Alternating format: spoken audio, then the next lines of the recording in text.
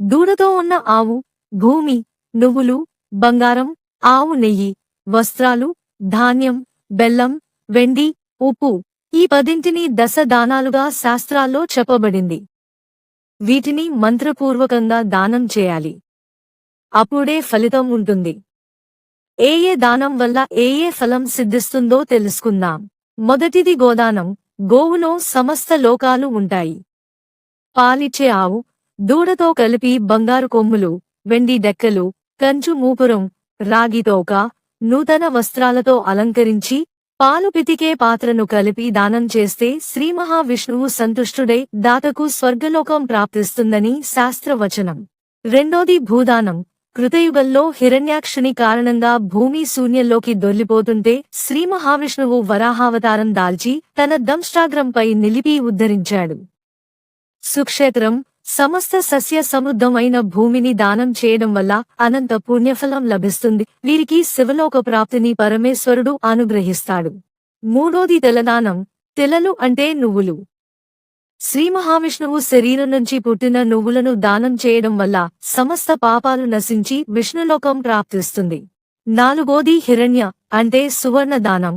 బ్రహ్మదేవుని గర్భం నుంచి పుట్టిన బంగారాన్ని దానం చేయడం వల్ల సమస్త కర్మల నుంచి విముక్తుడు అవుతాడు.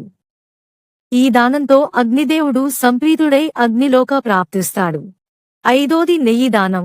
ఆజ్యం అంటే ఆవు నెయ్యి. ఇది కామధేనువు పాల నుంచి ఉద్భవించింది. దీనిని యజ్ఞ, యాగాదులందు సకల దేవతలకు ఆహారంగా హవిస్సు రూపంలో సమర్పిస్తారు. అంతటి పవిత్రమైన ఆజ్యాన్ని దానం చేయడం వల్ల సకల యజ్ఞ ఫలం లభిస్తుంది. ఈ దానంతో ఇంద్రుడు సంప్రీతుడై దాతకు ఇంద్రలోక ప్రాప్తిని అనుగ్రహిస్తాడు. ఆరోది వస్త్రదానం. చలి నుంచి శరీరానికి రక్షణ కలిగించేది వస్త్రం.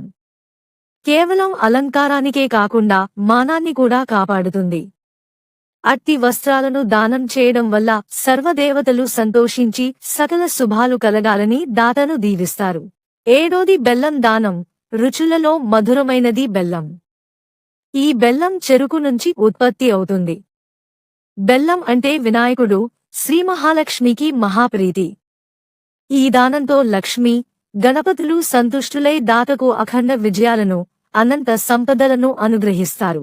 ఎనిమిదోది రజత దానం. అగ్నిదేవుని కన్నీటి నుంచి ఉత్పన్నమైనది వెండి. ఈ దానంతో శివకేశవులు సంతృప్తి చెందుతారు. దాతకు సర్వసంపదలు, వంశాభివృద్ధి అనుగ్రహిస్తారు. తొమ్మిదోది లవణ దానం. రుచులలో ఉత్తమమైనది ఉప్పు. ఈ దానంతో మృత్యుదేవత సంతృప్తి చెందుతుంది. ఆయుష్ బలం, సంతోషాన్ని అనుగ్రహిస్తుంది. పదోది ధాన్యదానం. జీవి ఆకలిని తీర్చేది ధాన్యము. జీవి ఉత్పత్తికి ఈ ధాన్యమే కారణము. అట్టి ధాన్యాన్ని ఓ బండెడు దానం చేయుట వలన సకల దిక్పాలకులు సంతృప్తి చెంది దాతకు ఇహలోకమందు సకల సౌఖ్యము అనుగ్రహించి పరమందు దిక్పాలక లోక ప్రాప్తి కలుగజేస్తారు. ఈ దశ దానాలను గ్రహణ సమయాల్లో, పర్వదినాల్లో, సంక్రమణాల్లో చేస్తే దాని ఫలం 10ంతలు అవుతుంది.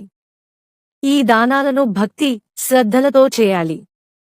ఇలాంటి మరిన్ని వైదిక, ఆధ్యాత్మిక విషయాల కోసం మా ఛానల్ సబ్స్క్రైబ్ చేయండి.